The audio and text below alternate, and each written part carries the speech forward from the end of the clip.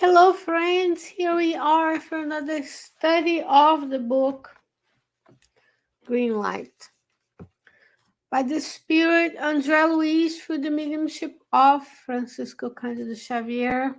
What a blessing and an honor to be with you this morning.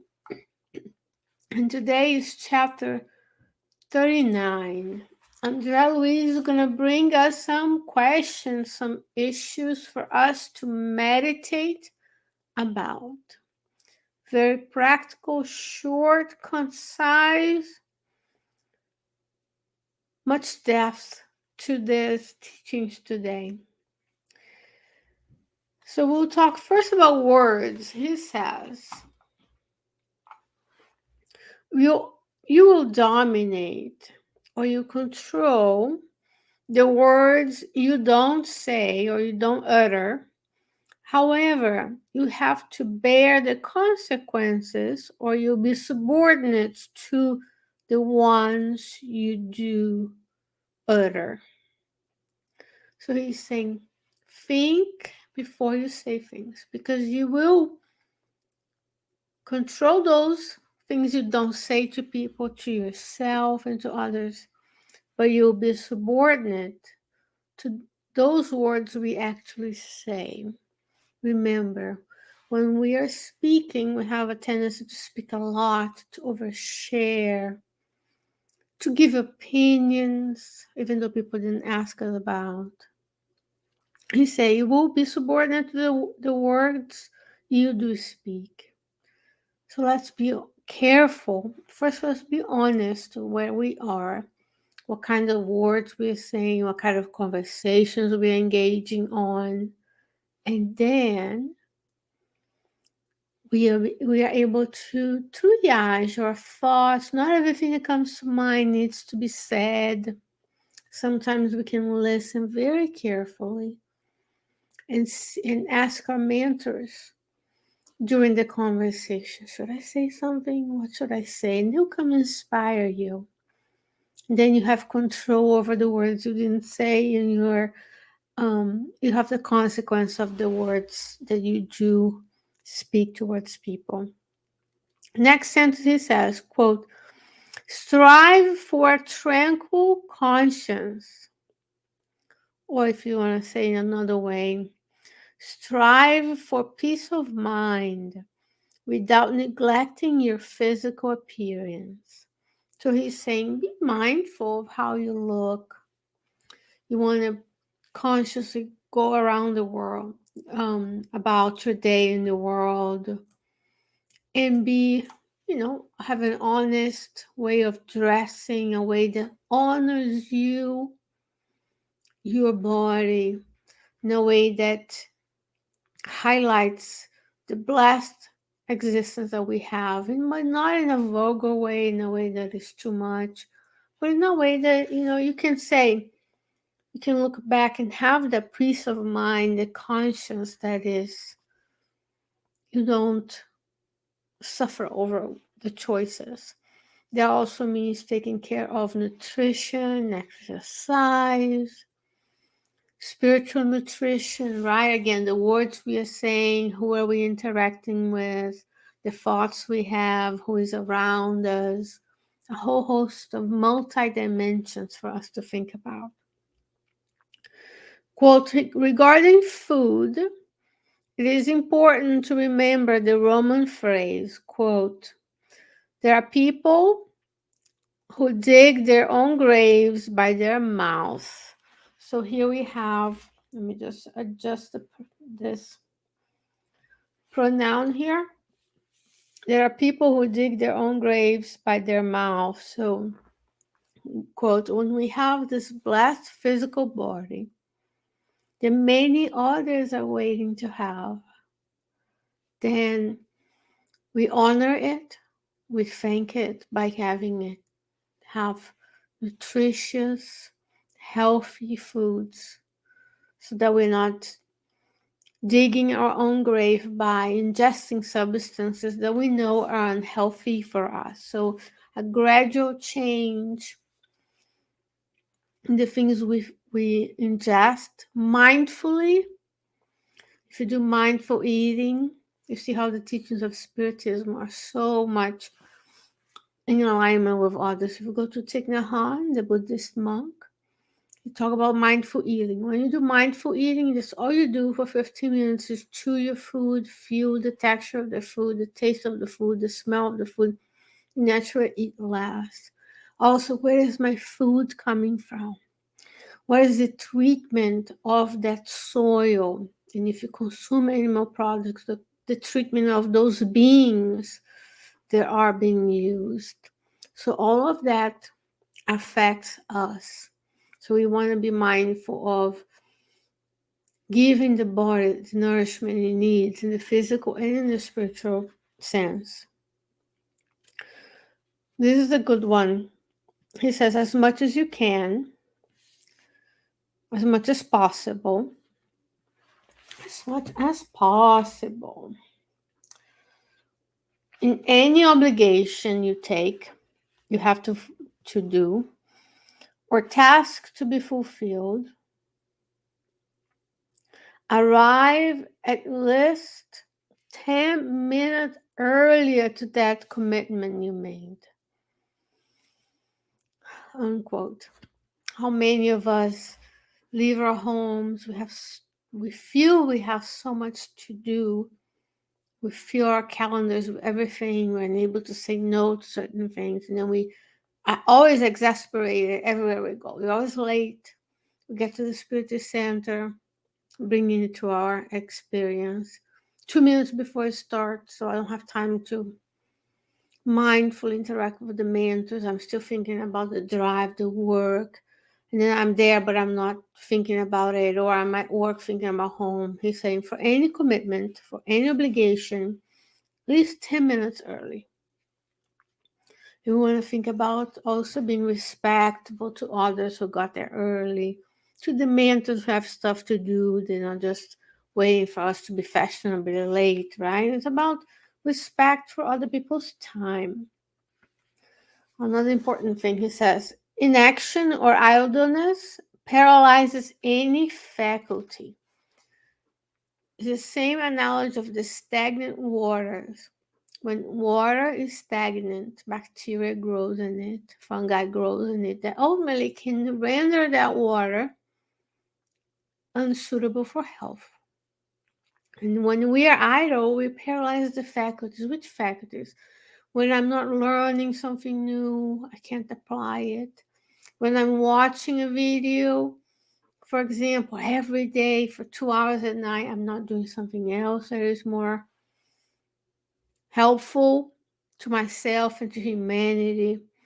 When every weekend I want to enjoy, then I'm not out there serving those who have less than I do. Idleness paralyzes the faculties that you have received and developed throughout the millennia of reincarnation, right? He says, a spontaneous smile is a blessing that attracts more blessings.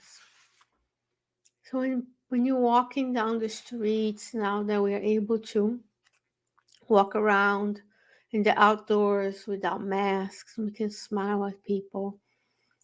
They have mirror neurons. It's very difficult not to smile at someone that smiles towards you. And that's contagious. The joy is contagious. The happiness is contagious. The good humor and the optimism are contagious. He says, serving beyond your duty is not flattery, or it's not flattering, but it provides security. Each person you help, it is a key to the solutions of your problems. Unquote. Those two go together. When we go above and beyond, when we do more than we expected. For example, when we care for our family, that's duty, right? Those who were able to grant us the life we have today, because we're here incarnated because someone donated of their time, effort, womb material, genetic material for us to be here and cared for us when we were young. That's duty to give back to them. But giving to the rest of the humanity, it's going above and beyond. It's our duty to fulfill the law of society, the law of labor, to multiply the talents we are given. So he's saying, serving beyond the duty provides security. Why? There's a different article, the Spiritist magazine, titled Spiritual Relationships. Then when I help someone, when you help someone, whether you believe in any of the stuff we're talking about, you are making alliances of goodness with the spirits who love that person. And those spirits one day may be able to help you when you are in a situation. It's exactly the next phase, the next phrase, where he's saying each person you help is the key, like the key that opens the solution to your problems.